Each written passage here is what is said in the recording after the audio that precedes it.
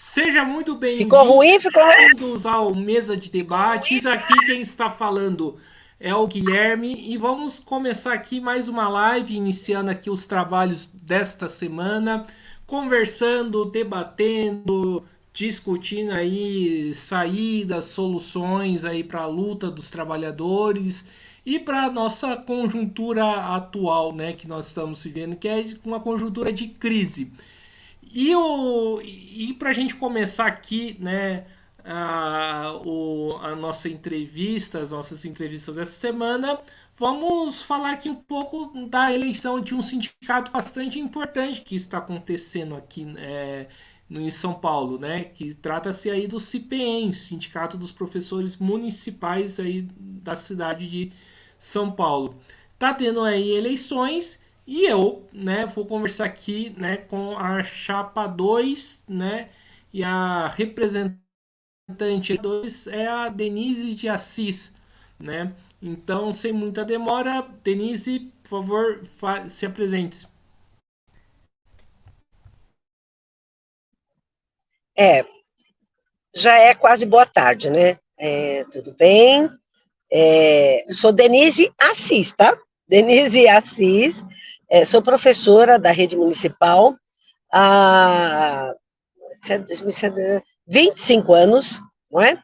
E fui da diretoria do CIPEM, na penúltima diretoria até 2017, até 2020, aqui pela região de São Mateus, não é? E agora, aí saímos da direção em 2020, porque era pandemia, e a chapa 1 resolveu fazer eleição na pandemia, quando ninguém podia debater nada, né? Então, nós achamos de bom tom não participar. E a chapa 1 insistiu e acabou ficando sozinha na direção. Se fosse uma direção mais comprometida com a classe, ela não faria eleição na pandemia, né? Bom, agora passaram-se 3 anos e ela voltou com a nova eleição e resolvemos participar. Resolvemos quem? Todas as correntes políticas que são de oposição no interior do CIPEM.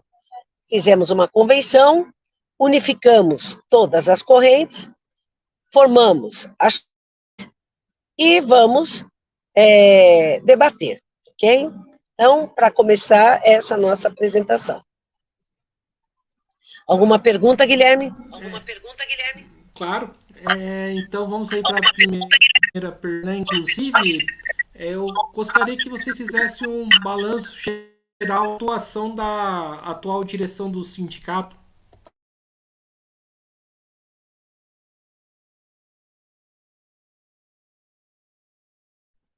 Bom, balanço geral é assim. O presidente, Cláudio Fonseca, né? Ele dirige o sindicato há mais de 30 anos, não é? E, e de uma forma extremamente autoritária. E isso nós falamos todo dia, não é? É uma direção que dirige com mãos de ferro, é muito difícil fazer o debate, não é? Representantes, quando tem reunião, as reuniões de conselho, mesmo quando tinha as reuniões de diretoria, o debate é truncado, não respeita as opiniões, reúne a diretoria, os membros que são favoráveis à sua política, né? Reúne a parte e a oposição ele nunca respeitou, né? Então, assim, por que somos oposição? Além do problema antidemocrático, que está se tornando um sindicato burocrático, não é? Com esse tipo de direção, que não quer fazer o debate com a classe, ainda tem o problema da política também, né? Porque uma direção burocrática, ela tem a ver com a sua política, não é? E qual é a política desenvolvida pela direção do sindicato? Ela suspende manifestações. Agora, por exemplo, ela não voltou O sindicato não voltou para o presencial até agora. Então, ela está, desde a pandemia, o sindicato está fechado, faz reuniões virtuais, isso é uma piada, reuniões virtuais, e continua fazendo. Então, começamos o ano com reuniões de representantes virtuais. As reuniões são virtuais, não é virtual. Ano passado, virtuais. E mais, agora, além de ser virtual, só ele fala. Não deixa ninguém nem falar no virtual. Quer dizer, tem o controle absoluto da reunião. Né? E segundo, agora que se aproximam as eleições, a eleição também vai ser online. Não é? E veja, quem é que vai ter o controle dessa eleição? Somente a direção do sindicato. Online, em todos os lugares. A pessoa vai poder votar até do seu celular, do seu notebook. Se estiver na cozinha, você vota. Quer dizer, ninguém tem o controle. Tudo indica que serão fraudadas as eleições. Então, são indícios de burocratização do sindicato. E não há necessidade disso, porque nós temos tantos problemas, não é? Problema salarial, problema educacional, problema com a reforma do ensino médio, não é? Estamos na luta agora pela revogação. Vai ter que ter, agora dia 26, está marcada uma paralisação, uma greve geral no país. E tem que ter ampla democracia dentro do sindicato para que essa greve seja feita a contento para a gente conseguir derrubar a reforma do ensino médio. Se não há democracia, fica difícil, fica muito difícil. Nós, da oposição, estamos visitando as escolas, não é? Fazendo debate sobre a importância de paralisar, de revogar a reforma do ensino médio, de lutar pelo nosso reajuste salarial, que é mais de 32%, porque nos últimos anos nós não tivemos reajuste salarial, porque não teve luta, nós só tivemos perdas. Então, por exemplo, o governo Ricardo Nunes, prefeito, ele impôs a reforma da Previdência, sobretaxando aposentados, não é? 14%, os aposentados estão pagando a mais. Ele tirou 6 abonadas, que era um direito que nós tínhamos, e olha, nós fizemos greve, hein? Fizemos greve. Então, mostra que os governos capitalistas, eles estão vindo para tirar direitos dos trabalhadores, principalmente no funcionalismo público. E se não tiver uma luta dura contra esse governo de direita, né? Ricardo Nunes, Tarcísio, não é? E mesmo o governo federal, a gente vai ter que se organizar, porque a reforma do ensino médio, ela veio do governo federal, foi aprovada por Temer em 2017. E o governo federal, por exemplo, disse que ela não vai, o governo Lula falou que não vai revogar. Ele suspendeu por 90 dias, onde não foi aplicado ainda a reforma. São Paulo já foi aplicado. E os professores estão assim, cansados, esgotados, procurando aula, e tem aula. Só que o governo não libera as aulas. Começamos o ano, por exemplo, na rede estadual, com desemprego grande. Eu dou aula na rede estadual e na municipal. Então, veja, na municipal tem poucas escolas com ensino médio, mas nós temos que verificar toda essa situação. Então, assim, é preciso elevar os salários de acordo com a inflação, coisa que não foi feito. Não foi feito no ano passado, no ano retrasado, há 3 anos, 4 anos atrás, porque todos os governos que passaram pela prefeitura, mediante lutas que fizemos, eles foram repondo retroativo a 8 anos atrás, mas não tudo, percebe? Então nós temos perdas acumuladas. Por isso os salários estão arrochados. Então, o que cabe ao sindicato é organizar a luta corretamente, chamar a assembleia. Se o sindicato está fechado, não tem assembleia. Como é que vai fazer uma luta? Difícil, né? Então, por isso, a gente amplia a quantidade de pessoas de oposição à direção do sindicato, do CIPEM. E veja, isso não é uma particularidade só do CIPEM. Por exemplo, a Profem também não tem assembleia. Tem só reuniões online, é uma associação que só faz discussões jurídicas. Quer dizer, para que a gente tem sindicato para quê? Não é para discutir salário, emprego, direitos. Discutir e lutar por isso, diante de governos que querem tirar direitos da gente, não é? Então, a oposição quer lutar. Estamos lutando sempre, estamos na frente de todas as lutas e todas as greves que ocorreram desde a retomada das lutas em 2006, não é? Depois de, o CPI ficou 20 anos sem luta. Só em 2006 retomamos as greves, né? Aí começou 2006, 2009, 2008, 2012, e aí foi 2013, 2014, 2015, não é? Sempre lutando contra todos os governos que estão retirando direitos. Não é? A oposição sempre é linha de frente. São os comandos de greve. A Chapa 2 é formada pelos comandos de greve de todas as regiões. Mais alguma pergunta? Claro. Denise, falar aqui do Cláudio Fonseca, né? Ele que é ele que faz parte aí de um partido de direita, base aí, né, da prefeitura do Ricardo Nunes, e também acho que o partido dele apoia, né, o Tarcísio, né, o governo do Tarcísio, ou se apoia ou é em cima do muro. Eu gostaria que você falasse um pouco disso, né, como que um cara, né, que é de um partido de direita, né, entra, né, no sindicato dos professores.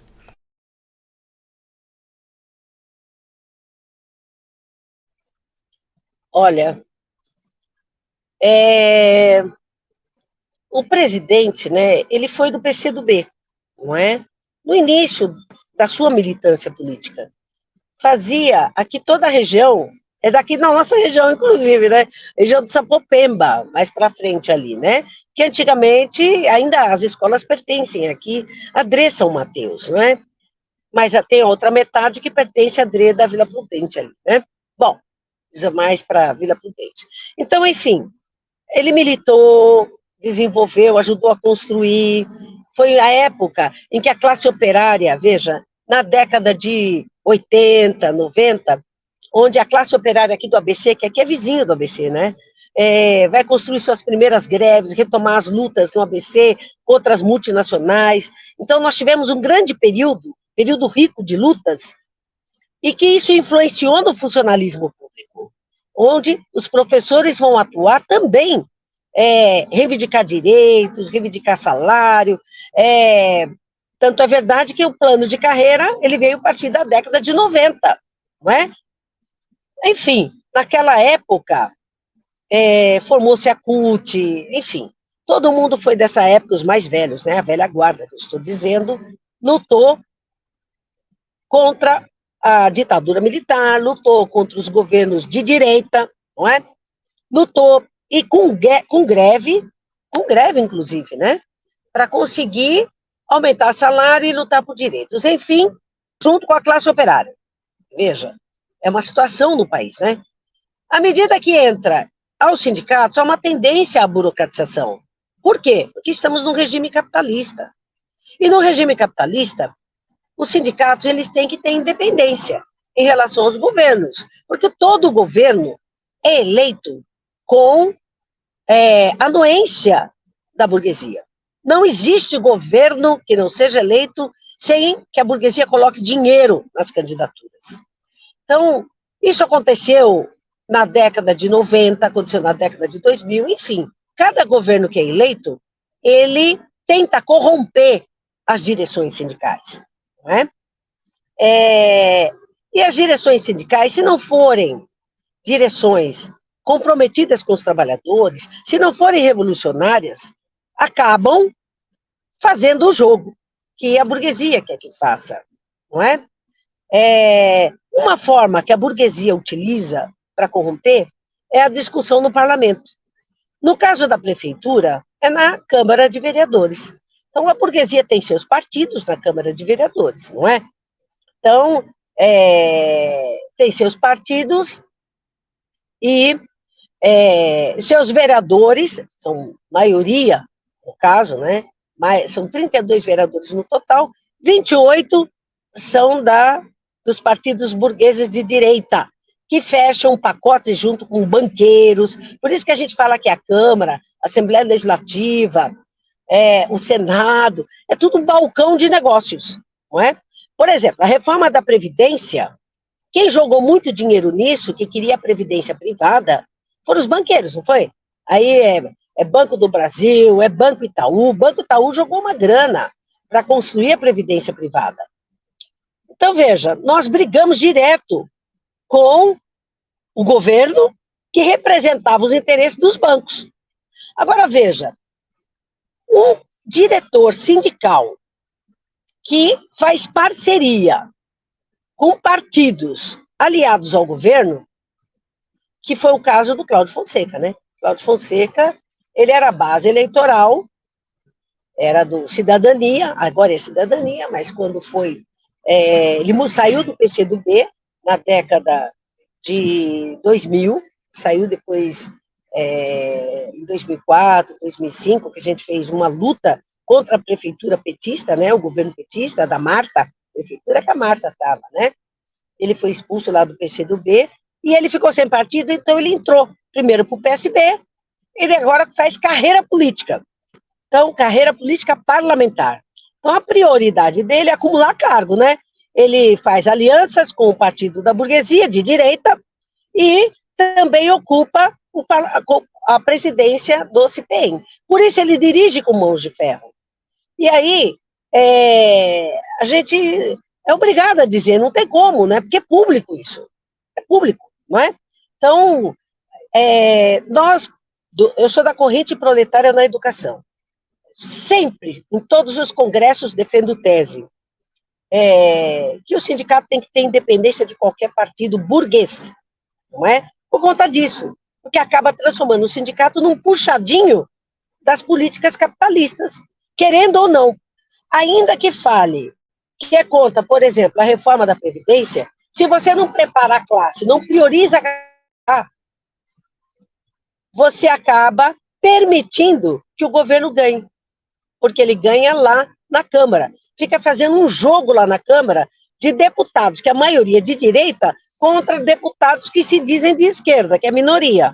Então acaba transformando a nossa luta em nada. A gente luta e acaba perdendo, como aconteceu no ano de 2021. Não é? 2022 não teve greve, né? Alguns dias de paralisação, e por isso a gente não teve nenhum reajuste salarial. Então, veja, qualquer trabalhador que prioriza a luta parlamentar não está priorizando a sua própria força, que é unificar em assembleia para poder preparar a luta nas ruas. E isso é o que nós da corrente falamos o tempo todo, da corrente proletária, né? Mesmo a chapa 2, conseguimos montar uma chapa reunindo todas as correntes, inclusive do PSOL, não é? PSTU, e aí falamos, quem manda aqui são os trabalhadores, não é? E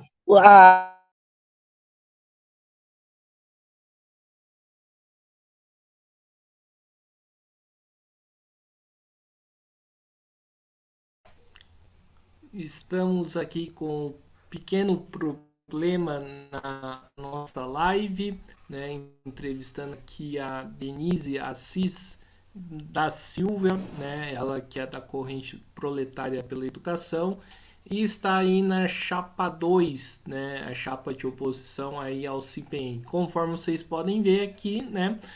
A Denise caiu, né? Quando fala caiu, ela saiu da live e dentro de alguns instantes ela retorna. Então quem, né, estiver assistindo essa live tem um pouco de paciência, né? Que já ela vai retornar. Então fica aqui o recado, né? Então peço que aguardem um pouquinho. Enquanto ela não volta, né, pessoal, vamos já aqui adiantar os recados finais, né, que é para se inscrever no canal podcast Mesa de Debates de Tudo Um Pouco, né? Compartilhe essa live, curta, comente, deixe o seu like, né? Também siga a gente no Instagram e no TikTok E também siga a gente no Facebook. Então peço aí mais um pouquinho aí de paciência que já já a Denise volta, né? Tivemos aqui um pequeno problema, né, na nossa live e daqui a pouquinho ela retorna. Peço aí um pouquinho aí de que inspetora municipal, tá corrente proletária pela educação e também, né, da participante aí da chapa 2 do CIPEM, né, que está tendo o sindicato dos professores municipais. Então peço aqui um pouquinho aí de paciência, né, que, né, já já a Denise, né, volta. Então, estou até tentando aqui ligar, né, para ela, né? Enquanto isso, né, colabore aí com o nosso Pix 385 007 02800, CPF, né? Colabore aí com uma mídia independente, né? Uma mídia aí de esquerda, né? Uma mídia combativa, né? Para a gente poder continuar nosso trabalho. E além disso, contribua aqui com o nosso padrim, né? www.padrim.com.br, né? Barra podcast mesa de debates. Eu tô meio falando assim porque, né, é, para poder chamar ela aqui, ela já tá comunicando aqui comigo já, então acho que, né, tá tudo ok, né? É, peço aqui a paciência, desculpa aí, de todo mundo, porque essas coisas é, acontecem. Ela já mandou mensagem aqui pra já, então eu acho que daqui a pouquinho o problema vai ser solucionado. Então peço aí um pouquinho aí da sua paciência, que já já ela volta, né? Aqui, né, na nossa live de ela voltou aqui.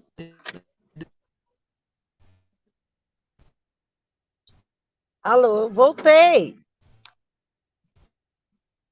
Guilherme?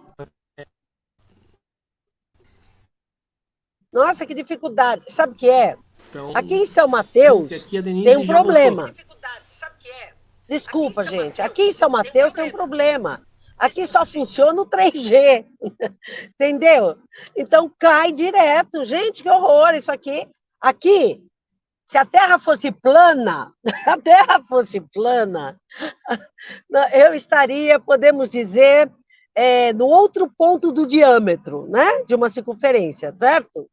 Agora, como não é plana, né? É o dobro. É o dobro, né? Ela é redonda, né? Então é o dobro. Se fosse esticada, né?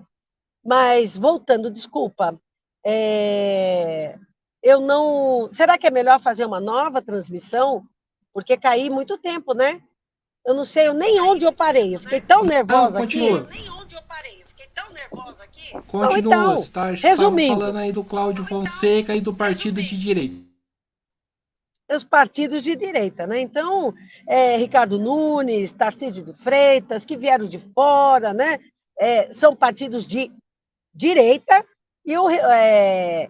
e são simpatizantes. Ricardo Nunes, por exemplo, ele já fez parte do governo anterior, não é? Do governo Covas, ligado à máfia do transporte. Não é flor que se cheire, não é? Nós estamos lidando com a direita que faz qualquer jogo para pegar dinheiro dos trabalhadores e tirar direitos, não é isso? Então, assim, são ligados a armamentos, não é? Por exemplo, Tarcísio, quando você vai ver que tem afinidade com o Bolsonaro, não é? Com a ultradireita do Bolsonaro. Você viu que para São Paulo agora veio já com o problema da violência nas escolas, nós precisamos de professores. Precisamos de. Nas escolas faltam professores, faltam funcionários, falta tudo. E o que o governo acena, ao invés de contratar o Ricardo Nunes e mesmo o Tarcísio na rede estadual, ao invés de contratar trabalhadores para desenvolver a educação e a pedagogia, o que, é que eles vão contratar? Soltaram o decreto, no caso o Tarcísio soltou o decreto para militarizar as escolas, não é? Que as escolas contratem guardas, né? Para proteger, etc. E tal. Tá tudo errado. Escola, lugar, polícia não tem que estar na escola. Quem tem que estar na escola é professor, é aluno, é o pai de aluno. É assim que se faz a educação. É a comunidade escolar, é a direção, a gestão. Então, nós temos assim hoje, agora eu vou falar dos problemas na escola. Nós estamos, eu estava comentando quando fui discutir o Plano Municipal da Educação nesse final de semana, nós temos uma base de muitos portadores de necessidade especial, né? Portadores de deficiência. Muitos alunos com portadores de deficiência. Aumentou muito após a pandemia, não é? Estão já largados na escola, porque não temos funcionários, não temos professores a contento. E o governo, ao invés de providenciar contratação, chamada de concurso, o governo o que, que faz? Não faz. Por quê? Porque quer continuar economizando em cima do quê? Em cima dos trabalhadores, não é? Não quer contratar para não gastar salário, não é? Não quer pagar direitos. Ou então, ele amplia a terceirização dentro das escolas. O que é ampliar a terceirização? Chamar empresas que se responsabilizem pela contratação de pessoas de limpeza e de merenda. Essas empresas, não sei se vocês têm acompanhado os jornais, essas empresas que dizem que têm dinheiro para pagar os salários, acabam não pagando. As merendeiras são as primeiras vítimas de salários não pagos. Não é? Vocês viram agora em fevereiro, saiu na televisão, inclusive em Mauá, não é? O pessoal da limpeza. Nós fizemos manifestação aqui em janeiro e fevereiro para exigir, em frente à Secretaria de Educação, exigir o pagamento do salário. As pessoas trabalharam. Como é que pode as terceirizadas fugir e não pagar nada? Então, quem tem que se responsabilizar pelo andamento da escola? É o governo. A escola é pública. Então, os governos estaduais, municipais e federais têm que se responsabilizar pelo andamento e funcionamento das escolas. E nisso inclui os concursos, contratação de professores que têm os mesmos direitos que os concursados. Enfim, temos que ter mais funcionários. Essa é uma aberração não ter professor para dar aula. Isso é um absurdo. Quando falta um professor, não temos substitutos. Né? É uma aberração o governo atual, o Nunes, que mesmo o antigo Covas também não contratava, mesmo o anterior, que era o Kassab, também não contratava. Então, quer dizer, vivem de economizar dinheiro cortando o principal para os trabalhadores e para os filhos dos trabalhadores que estão na educação, que estão na saúde e nos serviços públicos em geral. Então, essa é uma luta longa. A luta em defesa da escola pública e dos serviços públicos não é só de professor. Não é? Você vai dizer, mas a eleição do sindicato não é. É um dos aspectos. Para organizar a luta em defesa dos serviços públicos implica não só professores, mas pais, os alunos, fazer essa luta conjunta. Implica os demais trabalhadores, implica a classe operária, lutar contra a privatização que está em andamento e a terceirização. Implica em todos os lugares a gente ser contra a reforma trabalhista imposta pelo Temer, que trouxe a ampla terceirização em todos os lugares. Estão querendo terceirizar também a educação e os professores. Hoje, acabei de sair de uma escola falando isso. Falei, na rede estadual, agora é categoria O, é contrato. Começamos o ano com um monte centenas de professores desempregados. No final do ano passado, dia 27, já estávamos na porta da Secretaria da Educação em defesa do emprego a todos. A mesma coisa está acontecendo na rede municipal. Então, veja, a luta por aula que agora, por exemplo, pega a reforma do ensino médio, não tem professores, não é? Porque a reforma do ensino médio cortou aulas de filosofia, sociologia, português, matemática no último ano para trocar por itinerários, que significa o quê? Itinerários formativos. Diz que é para formar para o trabalho, o adolescente. E é mentira, porque é a aula de fazer brigadeiro, por exemplo. Expectativa de vida, que projeto de vida que um trabalhador tem quando ele mora nas ocupações, por exemplo, que projeto de vida que nós vamos ter? A gente quer ter aula, a gente quer ter emprego, salário, direitos, moradia, saúde. Então, tudo isso que a gente precisa está do lado de fora da escola. Então, é preciso haver uma luta geral em defesa dessas reivindicações. E a luta geral implica professores junto com os pais, junto com o movimento estudantil, junto com o movimento, os demais movimentos e a classe operária. É assim que a gente vai conseguir minimamente fazer esse combate contra a privatização, a terceirização e devolver a escola para aqueles que estudam e trabalham. Não é? Devolver a aposentadoria tem que estar sob o controle de quem? Dos usuários, né? E de quem trabalha. Aposentadoria, a mesma coisa é a saúde. A saúde tem que estar sob o controle dos empresários que fazem a rede privada da saúde, não. Tem que estar sob o controle de quem trabalha, né? E dos usuários. Chega de deixar tudo nas mãos dos capitalistas. Então, nós somos terminantemente contra a rede privada de ensino, da educação, da saúde, enfim. Defendemos o serviço público, podemos dizer, um único sistema de ensino, de saúde, de previdência, sob o controle de quem? Dos usuários, de quem estuda e de quem trabalha. Mais alguma pergunta? Sim, tem feitas, ô Denise.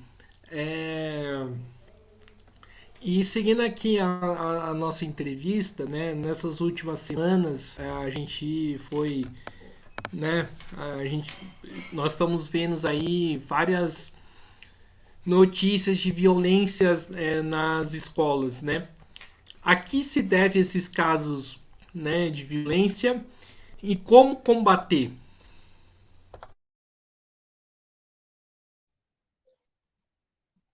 A que se deve os casos de violência? Os trabalhadores são violentados diariamente, não é? Quais, Então, veja, os trabalhadores são violentados diariamente com desemprego, com salário baixo. Então, os pais dos nossos alunos são prejudicados, estão fora da escola, é todo tipo de problema, veja. Nós temos o problema do desemprego, da miséria, nós temos o problema da violência em geral, que não somos nós trabalhadores que colocamos, é o sistema capitalista que coloca, à medida que explora os trabalhadores, não é? Então, veja, e à medida que explora, cria as contradições entre os trabalhadores, né? Que querem e precisam mesmo de moradia, de saúde, de tudo. Então, veja, quais são as situações em que os pais estão enlouquecidos, andam por aí loucos. Por exemplo, os pais de classe média. A gente estava vendo esse vídeo hoje. Os pais de classe média estão todos morrendo de medo. E qual é a solução que dão para eles? Para você não ser atacado, compre arma. Não é assim?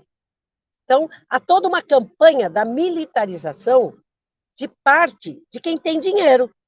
Compra arma para se defender, porte de arma. E isso foi amplamente divulgado por um setor da burguesia. Qual? Bolsonarismo. Não é? A quem interessa ter essas armas? Para matar os próprios trabalhadores. Os ricos. Os ricos querem explorar os trabalhadores. Não é? E aí, veja, tem uma crise econômica violenta. Não é? Temos uma guerra, por exemplo, lá fora, na Ucrânia. Vamos lá. A quem interessa manter essa guerra que não acaba nunca? Não é que a Rússia invadiu a Ucrânia? A quem vende armas? Quem que vende armas? Os países ricos. Os Estados Unidos é o número 1. Não é? Então, a OTAN, os países ricos, se organizam, são armados até os dentes, e eles têm que criar usuários. Quem que vai comprar as armas? Eles têm que criar atritos entre os países, entre os trabalhadores, enfim, para vender as armas. E aí, veja, no Brasil, nós não temos a guerra oficial, né? Mas nós temos o aumento dos preços, os salários baixos e o desemprego. Isso é uma sociedade pacífica? Eu acho que não. As contradições são a flor da pele. Vira e mexe, a gente vê as contradições e as pessoas reagindo. Quem que reage? Ou reage individualmente ou reage coletivamente. Individualmente é anárquico, não é? Então a gente vê os casos de famílias completamente desrespeitadas, né? Por não ter as condições mínimas, ou pelo racismo, não é? Ou todo tipo de problema que existe fora dos muros da escola acontece dentro. Então, a agressão fora da escola, também os alunos são educados fora e trazem para dentro.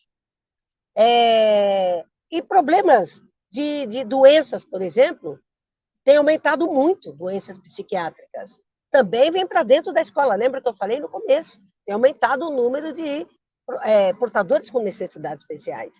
Tudo se revolta.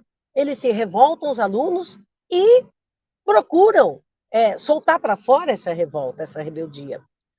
Não conseguem enxergar, nem os pais, nem os pais e seus filhos, que têm que descarregar sua revolta em quem produz a crise e produz essa situação de diferença social, desigualdade social, que são os capitalistas. Os bilionários, com a pandemia, antes da pandemia e pós-pandemia, continuam milionários, trilionários, ganhando muito dinheiro, vendendo armas para parte da população, para os países, enquanto os trabalhadores ficam se matando.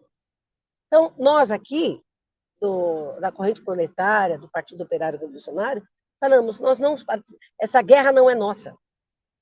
Essa guerra não é nossa. E só há um jeito de resolver esse problema. Os trabalhadores têm que assumir o controle da situação. Organizados. De que forma? As assembleias. As assembleias na escola, com pais, alunos, professores, para discutir como se defender. Mas não militarizar, vindo polícia de fora, etc. Não. Polícia dentro da escola não serve para nada. Não é? Então, os trabalhadores têm que assumir esse controle. E mais, tem que enxergar que o verdadeiro culpado pela desgraça que abana as famílias, o aumento do desemprego, etc., o aumento dos preços, da inflação e a redução salarial, são os ricos.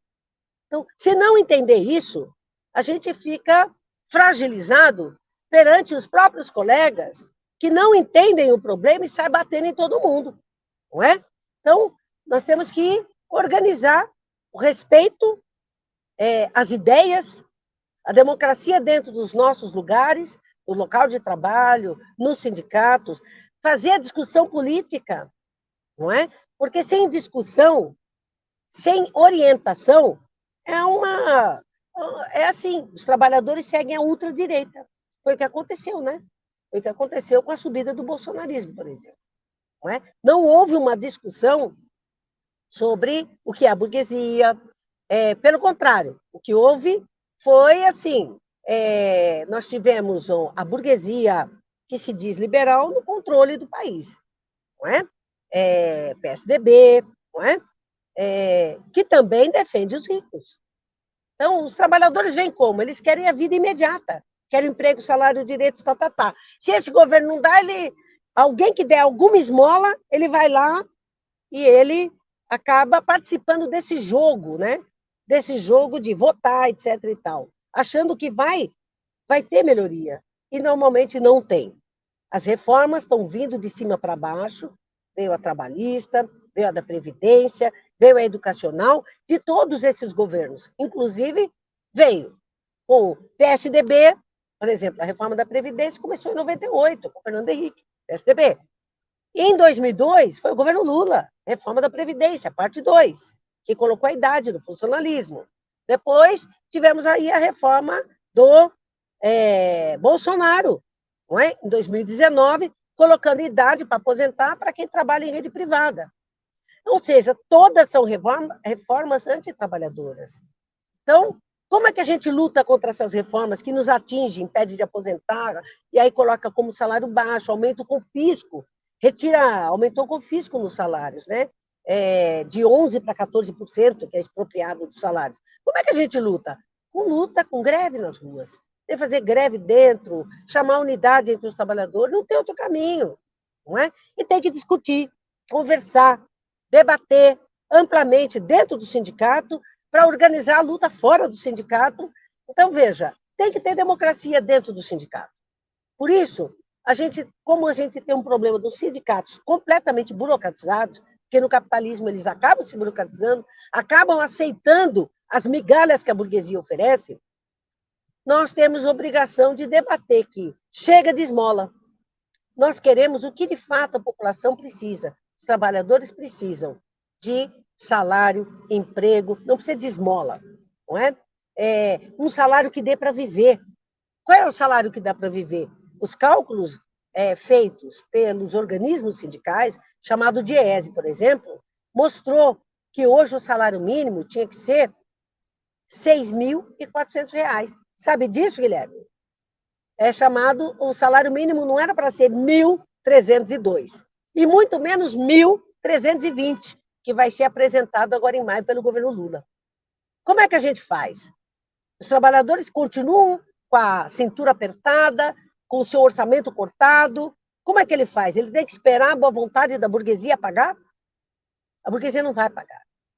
Ela vai apagar a gente, né, da história, se a gente não fizer alguma coisa. Então, nós, da corrente proletária, da Chapa 2, estamos dizendo, é preciso lutar coletivamente pelo emprego, pelo salário, pelos direitos, independente de qualquer governo.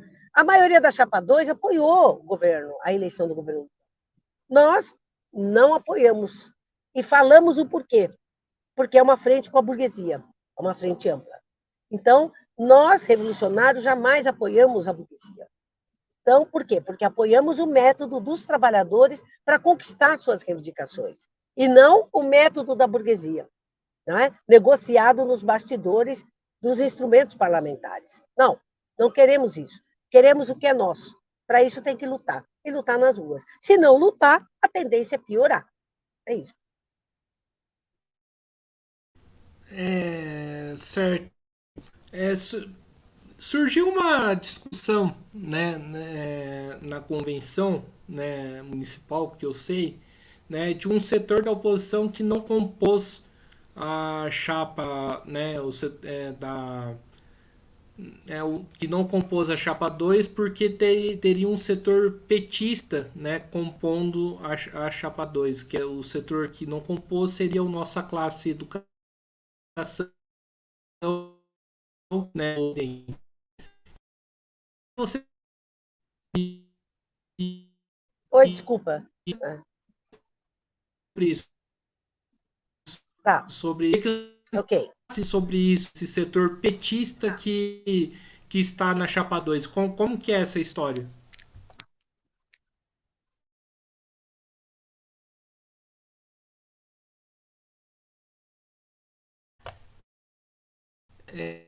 Denise,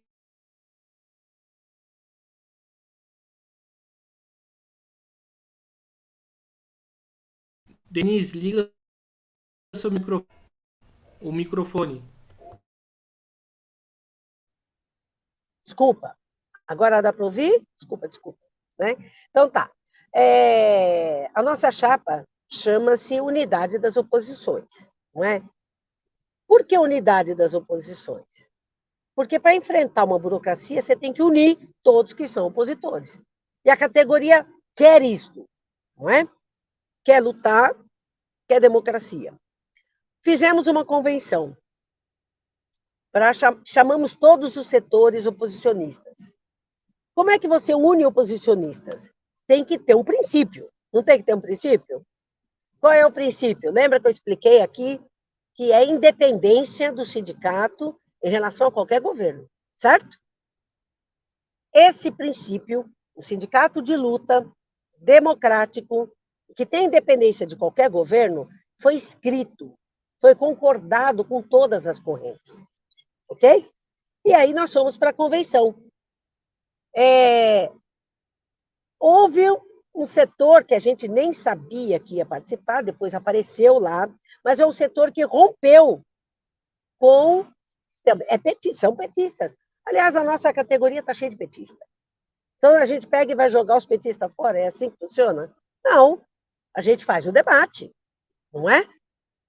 Perguntar para o petista, você é a favor ou é contra que o sindicato tenha independência para lutar pelas reivindicações?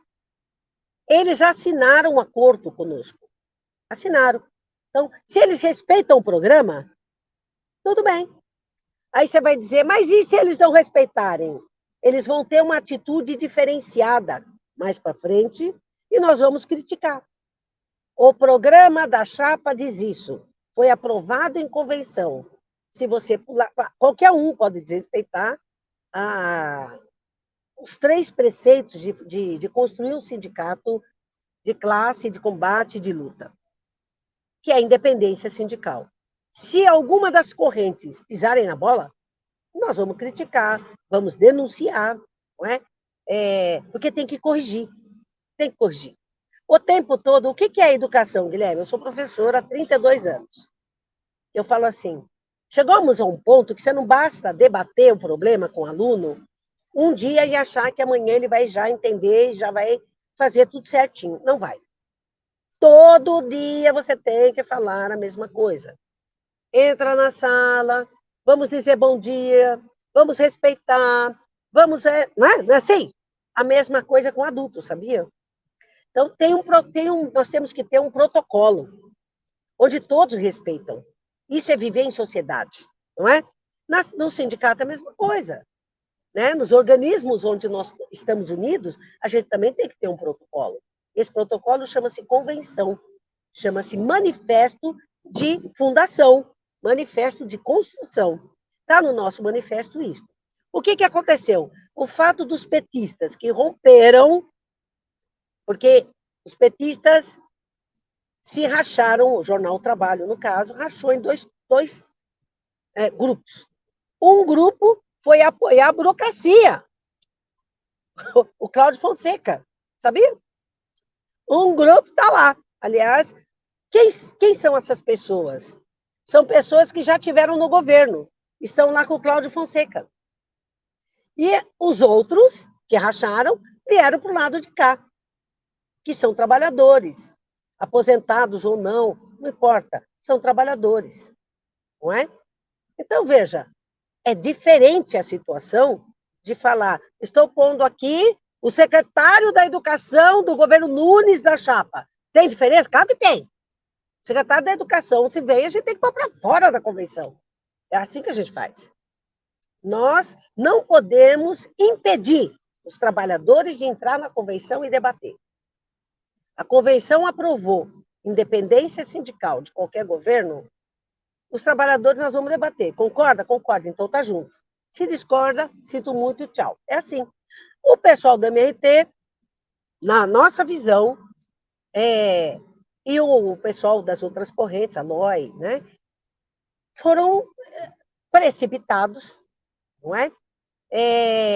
Não conseguem entender que tem que fazer a experiência concreta.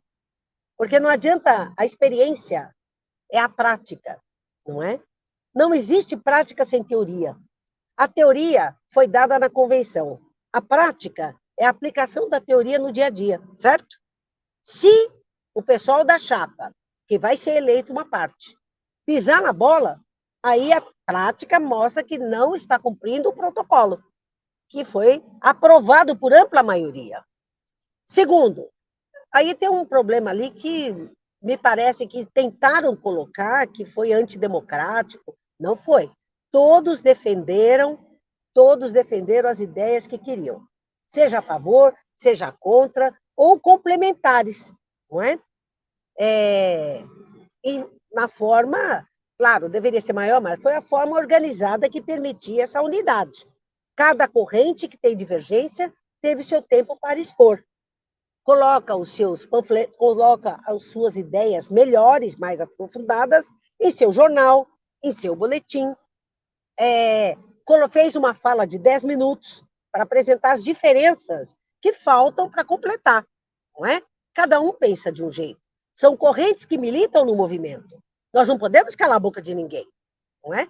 Por isso que, inclusive, nós participamos dessa chapa. Porque temos a total democracia de divergir dentro e fora da chapa. Sabia disso? Isso é liberdade de expor o seu pensamento, dentro e fora. Dentro da chapa, está todo mundo de acordo com a independência sindical em relação a qualquer governo, certo? Agora, todo o pensamento do POR não foi aprovado em convenção, certo?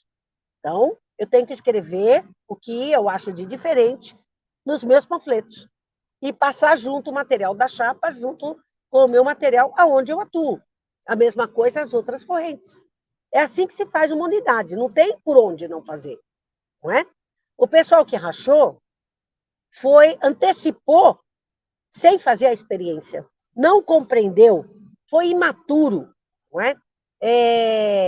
Não compreendeu o que significa a importância da unidade.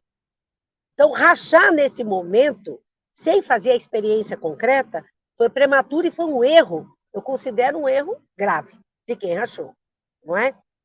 Porque não é fácil fazer unidade. Quem quer fazer unidade tem que colocar as ideias centrais para manter a unidade, não é? Porque se o pessoal da chapa que está aqui, que foi maioria, que concordou com a independência sindical, se não concordasse, não estaria aqui, estaria lá com a chapa 1. Concorda comigo ou não? Pronto.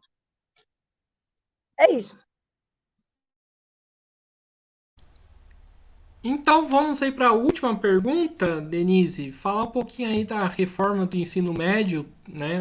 Que não afeta, imagino que não afeta tanto aí o município, mas é a tarefa do vereador da educação enfrentar esse ataque, né? Como que você está vendo aí essa reforma, né? Um pouco mais.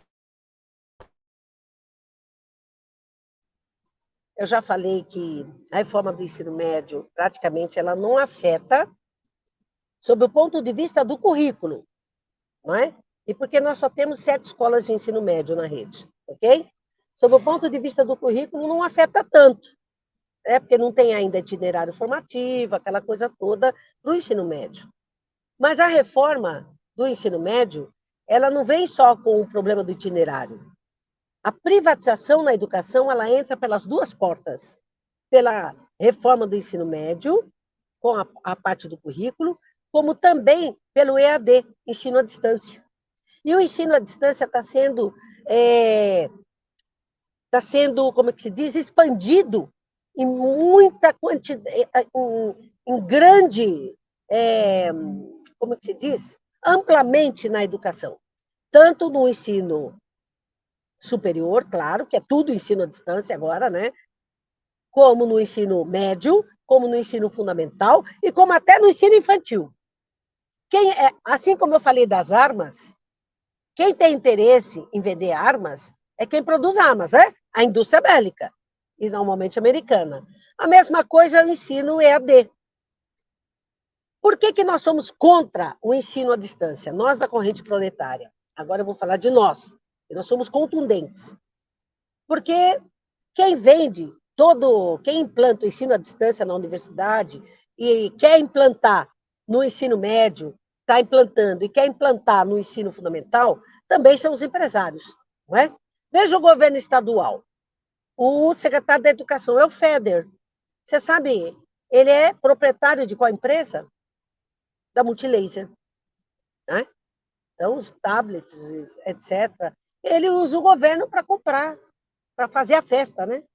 E colocar multilaser não presta para nada. Isso é ruim, o mecanismo é um material ruim, obsoleto, etc. Mas ele joga para os trabalhadores, para os filhos dos trabalhadores, aquela porcaria. A gente recebe um notebook, que não nem liga. Ruim, não é? Então, veja, porque o ensino à distância, quando eles implantam, eles vêm com os kits, os empresários, e utilizam os governos e a rede para poder implantar. Ao mesmo tempo, veja, o ensino à distância, ele é uma excrescência do capitalismo. Você vai dizer, nossa, mas há toda uma polêmica com os educadores sobre isso. Mas ele veio para ficar, facilita o estudo, facilita? Pois bem, na época da pandemia, foi a melhor época para mostrar que o ensino à distância não serve para nada. Você lembra disso, Guilherme? Foi feito o ensino à distância, por causa da pandemia, as escolas estavam à distância, e depois foi feito um balanço da aprendizagem dos alunos quando voltaram à rede presencial. Nós, educadores, presenciamos. Os alunos, isso não sou eu que estou falando porque eu senti na pele, porque eu trabalho na escola. Mas o governo também chegou a essa conclusão que pelo menos 30% não teve sequer os aparelhos, né? Não teve acesso ao aparelho, aos computadores, pela miséria que 30% do país se enquadra. Agora, quem teve o acesso ao computador, etc., houve um retrocesso na aprendizagem. Veja, dados do próprio governo mostram isso. Houve um retrocesso. A pandemia trouxe um retrocesso. Não é? Mostra que o ensino à distância não cobre essa defasagem. Né? O pessoal fez as tarefas à distância, só que os pais não estão em casa, estão trabalhando. E você sabe, quando os alunos entram no celular, etc. e tal, não é para ficar estudando, a maioria não é. É para ficar no Facebook, é para ficar nos jogos, não é? Joguinho. Aliás, aí, ó, os joguinhos que os alunos normalmente têm acesso são jogos violentos, sabia? Violentos, né? De guerra, que também são americanos. Olha só que coincidência, não é coincidência. Os Estados Unidos têm que vender arma, para vender arma tem que alienar os alunos com jogos online. Então, veja, o ensino à distância, no ensino infantil, fundamental e médio, é assim, é uma excrescência. Porque a educação na infância, na alfabetização e no ensino médio, ela é presencial, ela é coletiva. É assim que funciona. Tirar o caráter presencial e coletivo deseduca. Aliás, não só deseduca, né? Desinforma, deseduca, deixa o cara bestializado individualmente. E à mercê da política burguesa, que é também via né? Você pode ver a população em geral. Não discute coletivamente, olhando nos olhos, mas debate as informações fake news pelo WhatsApp e pelas redes sociais. Não é? As fake news vêm. Quem manda as fake news? É o setor da burguesia, que tem interesse, junto com as igrejas, não é? Para fazer as fake news. Então, veja, violência, igreja, está tudo junto, não é? Com a burguesia, com os ricos, para continuar mandando no país e nos pobres. É isso. Então, está respondida a pergunta que a privatização, o ensino médio, a reforma do ensino médio é uma das faces, não é? É o currículo. Mas junto com o currículo vem o ensino à distância, para bestializar, não é? Para desinformar. Então, por isso, nós somos radicalmente contra a reforma do ensino médio. Segundo, os próprios alunos são contra o ensino médio. Não é? Tem milhares de depoimentos nas redes sociais, na mídia, na grande imprensa, dos alunos falando, não dá, não tem aula, nós queremos aula. Terceiro, por isso que fizemos um encontro nacional em Brasília, no mês passado, e aprovamos pela CNTE, Confederação Nacional dos Trabalhadores em Educação, a paralisação nacional da rede privada, estadual e municipal, dia 26 agora. Dia 26, greve geral da educação pela revogação da reforma do ensino médio. Não é? E aí, todos os educadores vão levar também suas reivindicações. Por exemplo, queremos mais professores. Por quê? Por que não tem professor? Os governos aproveitam para colocar o ensino à distância no lugar do professor presencial. Então, nós defendemos o nosso emprego. Para ter emprego, ensino presencial. Precisamos contratar mais professores, ao invés de comprar tablets, não é? Para os alunos. para deixar o aluno lá ligado na sede, na Secretaria da Educação, para ver e assistir individualmente. Está errado. Escola tem que ser presencial.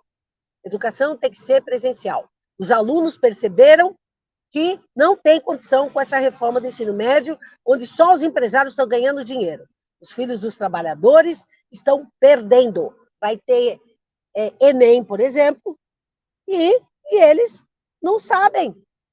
Vão perder 25% da carga horária com besteira, que são os itinerários formativos. Então, veja, no ensino fundamental é o mesmo problema. É o ensino à distância entrando.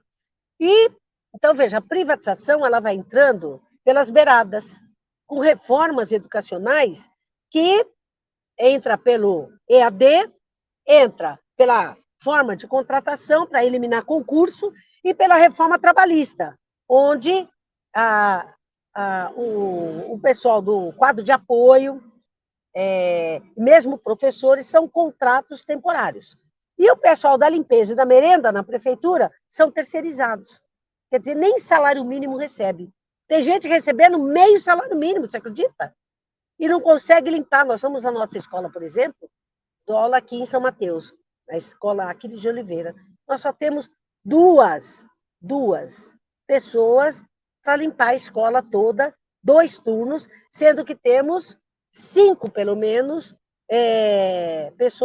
alunos com necessidade especial. E falta professores, falta funcionários, e as coitadas, 2, têm que limpar a escola 2 vezes. E sabe qual é a discussão que eles falam, os empresários que contrataram a terceirização? Eles dizem, elas limpam por metro quadrado. Ah, é? Quer dizer que uma limpa de manhã, outra limpa à tarde. Tá, perfeito, né? Só que os alunos sujam constantemente. São pessoas com mais de 50 anos limpando. Quer dizer, não há respeito nenhum pela saúde do trabalhador também, né? E a escola, e elas se matam de trabalhar. Então, está tudo errado. Então, nós temos que ser contra a terceirização, nós temos que defender o ensino público, gratuito, laico, não é? Nós temos que ser contra a reforma do ensino médio, a gente tem que ser contra a reforma trabalhista que impôs a terceirização, que foi o Temer. Nós temos que ser contra a reforma da Previdência, que vai impedir. Hoje, acabei de vir de uma escola agora, a professora com 63 anos na sala de aula. Ela falou, não aguento, vai ter que ficar até os 65. E com essa reforma do ensino médio precária, percebe? Está tudo errado. Então, no dia 26, nós vamos levar todas as nossas reivindicações para a manifestação que vai ser na Avenida Paulista, às 17 horas. Estamos discutindo nas escolas estaduais, municipais, a paralisação, que é o caminho que os trabalhadores têm para debater e aprovar sua luta coletivamente contra as medidas governamentais e dos capitalistas. Bom?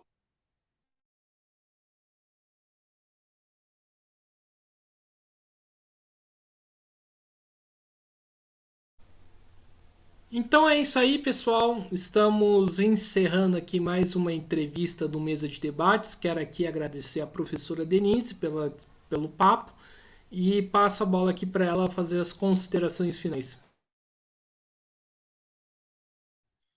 Apesar que eu já falei bastante, né? Eu espero que nunca é demais a gente explicar. Educador tem mania, né? Educador tem mania de explicar nos mínimos detalhes, né? Mas é necessário. É necessário porque a burguesia ela não consegue, os ricos não conseguem sequer dar uma educação que alfabetize, né? Nós temos aqui todo um período, eu sou da década de 90 na educação. De 90 para cá, a educação piorou.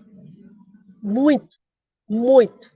Cada ano que passa, piora mais. Os índices mostram. Os pais estão apavorados, não é? Que os alunos não conseguem ler e escrever direito no ensino fundamental. Não conseguem tudo. Eu sou professora, né? Então, vou te contar uma coisa. Você pede para o aluno calcular. Há 10 anos atrás, você pedia para calcular quanto dá a divisão de 10 por 50. Ele até tentava fazer no papel, não é? Hoje, ele só faz no celular. Aí eu falei assim, bom, então quanto. E a soma? Quanto é 10 mais 50? Também estão fazendo no celular. Então, veja, há um retrocesso na educação. A burguesia, que são os ricos, eles não conseguem sequer fazer o elementar, que é ensinar a ler, escrever e a calcular, que é o ensino fundamental. Por quê? Porque ele quer explorar todos os trabalhadores, quer sempre lucrar, então ele tem que cortar gastos. A burguesia ela está com a política de corte de gastos. A gente chama isso de corte de forças produtivas. Nem isso ela consegue fazer. Que dirá evoluir para o ensino fundamental médio, os trabalhadores alcançarem o médio e alcançar o nível superior. É tudo decadente, não é? Ainda mais agora, por isso que ela coloca o EAD. Então, eu chamo aqui aos trabalhadores que têm um mínimo de consciência de classe oprimida, que a gente tem que defender o serviço público, laico, a educação pública, laica, gratuita, sob o nosso controle, o controle de quem estuda, de quem trabalha, de quem é usuário, chamar os pais, chamar os alunos, abrir os olhos para o que está acontecendo. A burguesia só sabe, tem um setor da burguesia que é mais podre ainda que a burguesia que quer todo mundo semi-analfabeto. Tapado, né? Podemos dizer assim. Que é a burguesia que é contra a ciência, que é o caso do bolsonarismo, da ultradireita. Eles não são ignorantes, mas eles querem o povo mais ignorante ainda. Não é? Então, nós temos que defender a ciência, o desenvolvimento científico, sob o controle de quem estuda e trabalha, tirar do controle dos ricos e dividir a ciência, dividir a riqueza que nós produzimos. Por isso, nós defendemos que tem que ter uma nova sociedade. E que a nova educação, a educação que vai evoluir a humanidade, é uma educação que vai ser produto da luta também por uma nova sociedade, onde vai dividir a riqueza. E nós, educadores, temos de participar, não só do debate, nós temos de construir na prática essa nova sociedade que vamos construir, essa nova educação que virá, que não vai precisar de ricos, de ninguém explorando, ao contrário. Não é? Nós temos que, porque só nós, trabalhadores, sabemos o que é preciso para que haja trabalho, estudo, ciência e direitos.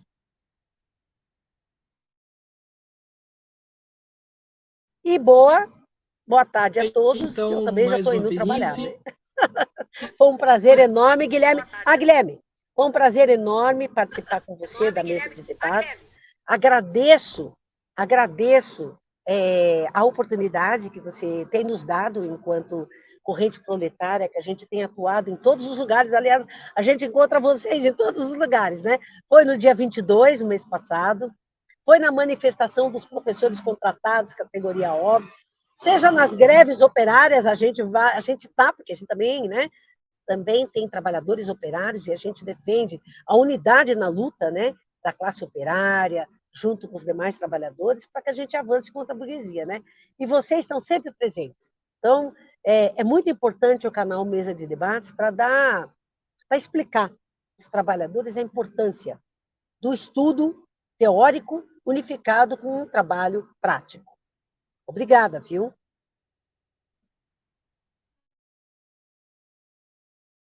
então agradecendo aqui a assistindo, lembrando aqui, reforçando aqui a mensagem,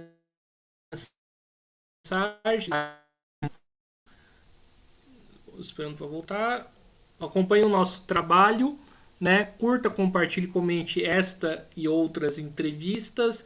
Também, né, siga a gente no Facebook, TikTok, Instagram. E, né, quem puder, colabore aqui com o nosso Pix 385-007-02800, CPF, para a gente continuar mantendo aqui a nossa mídia independente aqui em pé, né, e poder fazer aqui as nossas atividades. E quem puder, participe aqui do nosso Padrim, www.padrim.com.br/podcast Mesa de Debates. Então é isso aí, pessoal. Até mais tarde. Um forte abraço e fui.